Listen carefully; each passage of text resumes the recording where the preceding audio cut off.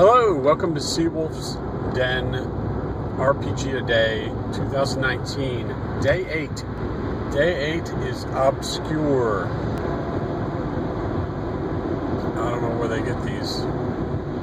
Obscure, of course, the definition is hidden, unknown, relatively unknown, that kind of thing. And I think of, when I've used the term, I talk about role-playing games that are, or even board games that are obscure. They're relatively unknown.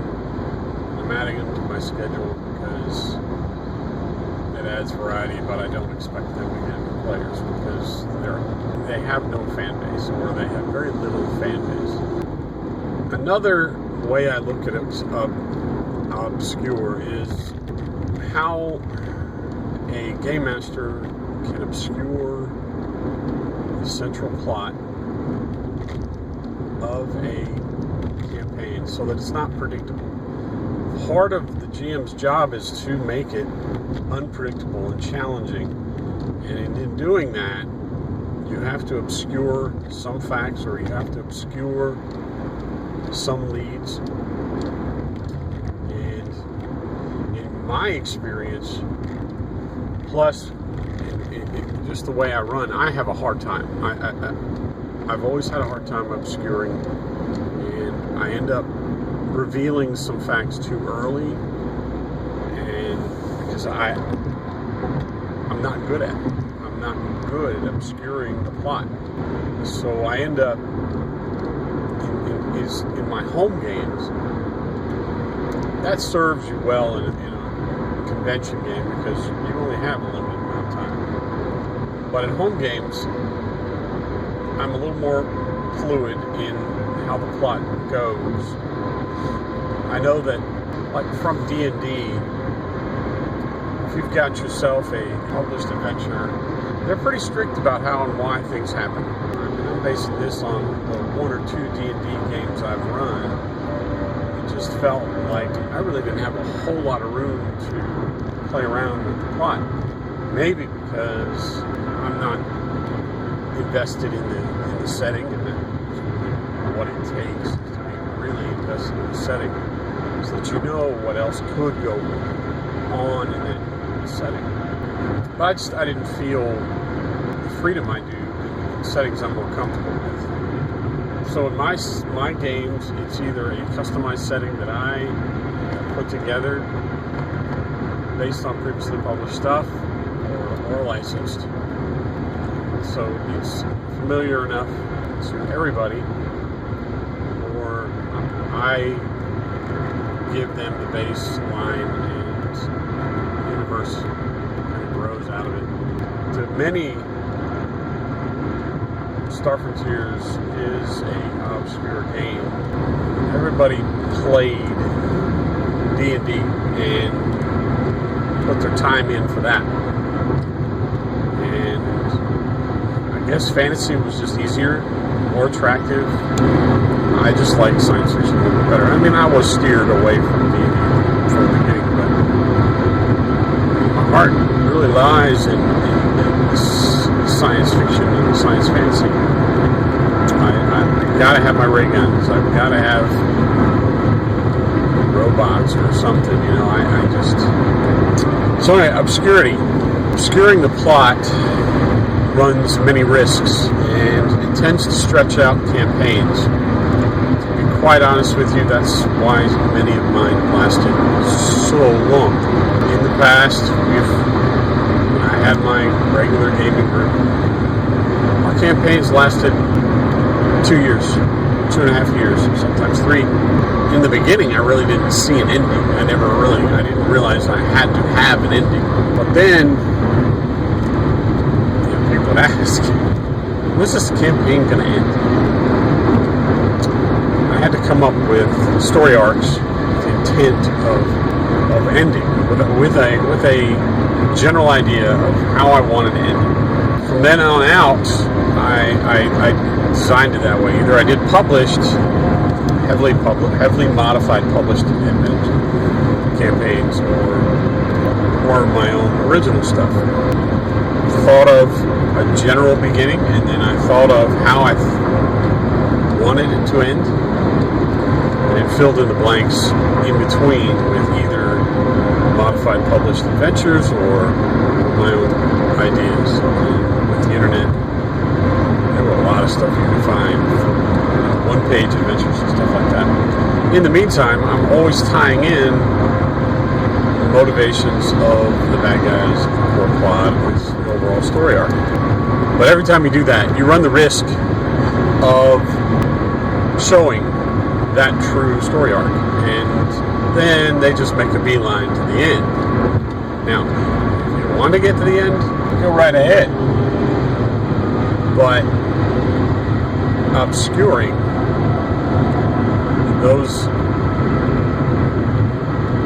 that story arc, that story plot, is part of how you make a campaign more meaningful, more impactful, more memorable.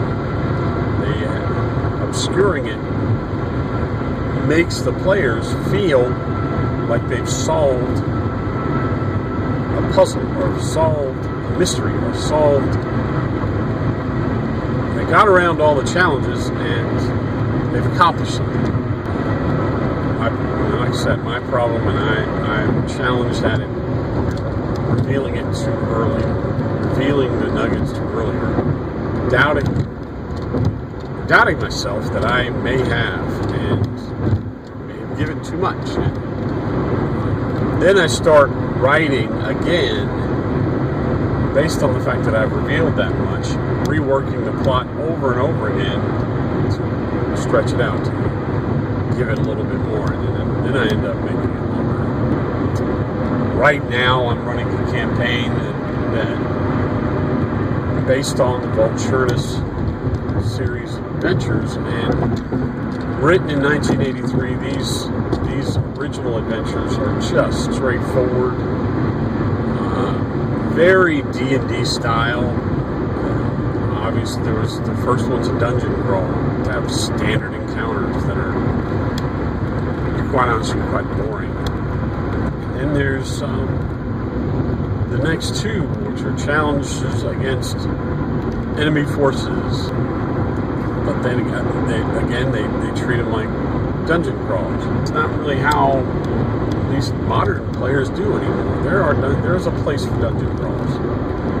So obscuring the plot is a skill that a game master has to hone in and develop, but also mitigate that with how long you want this campaign to last. The more you obscure story, essential plot, and the story arc, the longer it lasts. You want to go straight forward, drop the clues, have it done in 3 sessions, easy enough.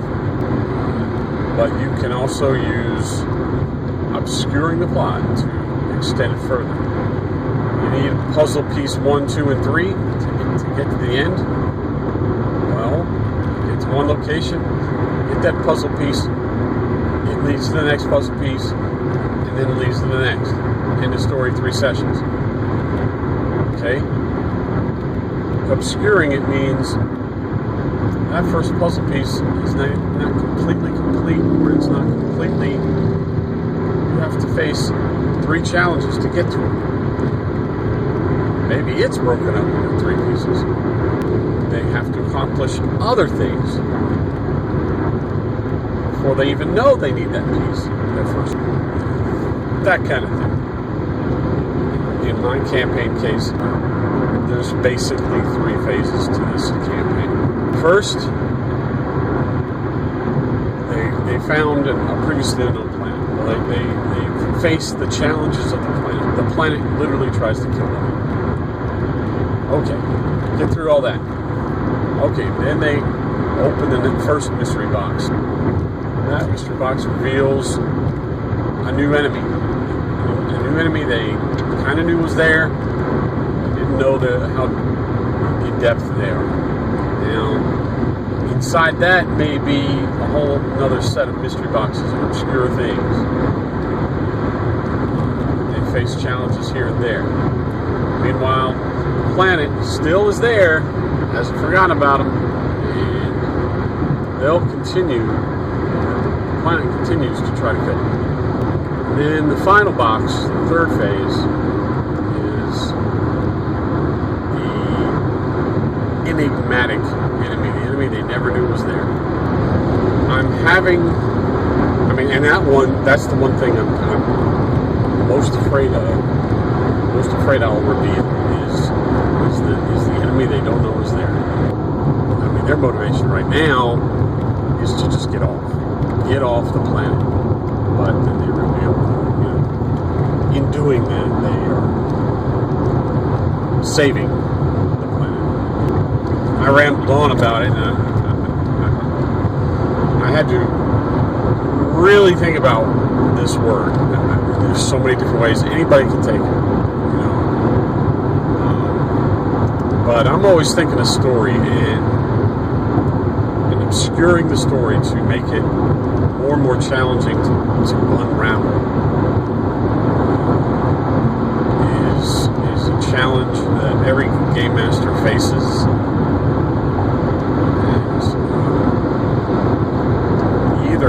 In a self-made adventure, I'm assuming the game master at least has some idea of the story arc they want to follow. It's just how fast you want to go down that road, how fast you want to go down that story arc. Obscuring the clues, the steps, and everything else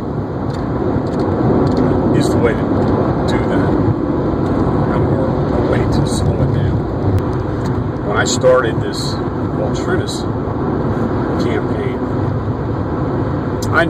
it was previously published. Like I said, I knew of the nature, and I wanted to preserve as much as I could of the original publishing. But because I was running it in Savage Worlds, I kind of had to ramp it up. Savage Worlds is a little more heroic and a little more intense. You can't just throw one bad guy at them. You have to kind of throw a pack. It's very player-centric. It gives them a lot of fun things to do. So I had a structure, and I knew that I couldn't do this in 1 year,